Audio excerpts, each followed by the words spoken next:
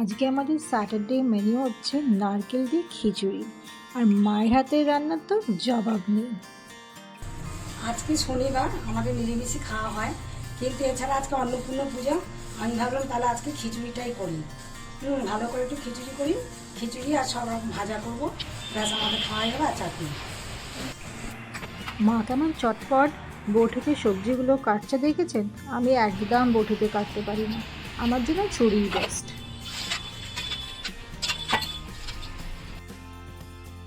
আমার মা কিন্তু এখনো কোন কেটে চাল মাপে।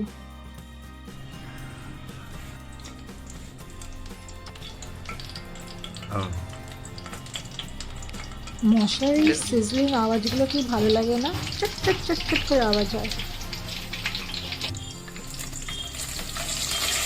প্রথমে কড়াতে আমি তেল দিয়ে দিলাম, তারপরে দিলাম এলাচ, দারচিনি, লবঙ্গ আর শুকনো লঙ্কা আর তেজপাতা। এবার দিয়ে আমি চালটাকে এর মধ্যে দিয়ে দেবো। চালটাকে আমি একটু ভেজে নেবো, আর এর মধ্যে দেবো ডালটা, মুগের ডালটা একটু কড়াতে দিয়েছি সেদ্ধ করার জন্য, দিয়ে আমি ডালটাকে একসাথে ছেড়ে দিলাম এর মধ্যে, চালের মধ্যে। চালটা ভেজে রেখে একটু ভিজিয়ে রেখেছিলাম।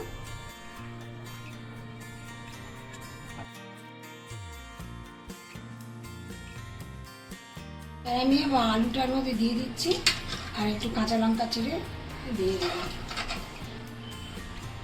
কমে গেছে, এবার আমি একটু জলটা দিয়ে দিলাম সেদ্ধ হওয়ার জন্য।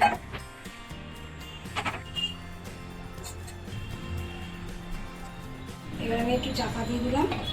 হ্যাঁ, কতক্ষণ রাখতে হবে? অনেকক্ষণ রাখতে হবে, সেদ্ধ তাও কতক্ষণ?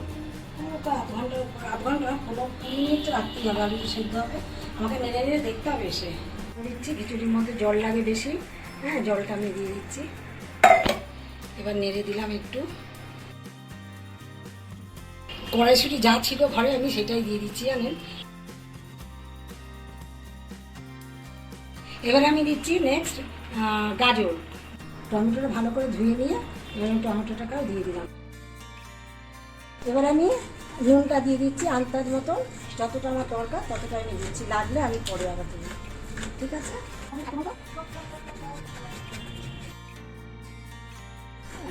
এবার আমি দিচ্ছি চিনিটা, নারকোল দিয়ে দিচ্ছি। নারকোল কুচিয়ে রেখেছি, নারকোল কুড়িয়ে রেখেছি। একটা খিচুড়ির মধ্যে একটু নারকোল দিয়ে দিলাম। নারকোলটা দিলে খিচুড়িতে আরও টেস্ট বাড়ে, জানেন।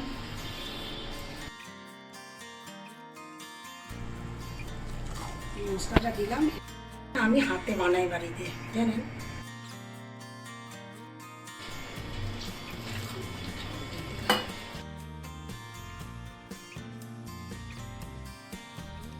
এখানে আমি এখন একটু ঘি অ্যাড করে দিচ্ছি এর সাথে। এবারে আমি দিচ্ছি গরম মশলাটা, ঢাকাটা দিয়ে দিচ্ছি। এটা আপনারা দেখলেন, আপনাদের যদি পছন্দ হয় আপনারা আমাকে সাবস্ক্রাইব করে জানাবে। গরম গরম খিচুড়ির সাথে কুমড়ো ভাজা আর পটল ভাজা খেতে খুব ভালো লাগে, তাই মা চটপট করে ভাজাগুলো করে ফেলছে। এগুলোর মধ্যে আমি একটু নুন হলুদ মিশিয়ে নিচ্ছি। ভাজা হবে তো এই জন্য ভাজার মধ্যে একটু মিষ্টি আমি দিয়ে দিচ্ছি। দিয়ে দিচ্ছি তেল, পাঁপড় ভাজছি। খিচুড়ির সাথে পাঁপড় ভাজা খুবই ভালো লাগে, জানেন তো। আর বেগুনিও ভালো লাগে, কিন্তু আজকে আমার করার সময় নেই দিদি। আমি কখন করবো আমি বুঝতে পারছি না। আমি ওই জন্য আজকে পাঁপড় ভাজা দিয়ে চালিয়ে দিচ্ছি। এবার আমি ভাবছি কুমড়োটা।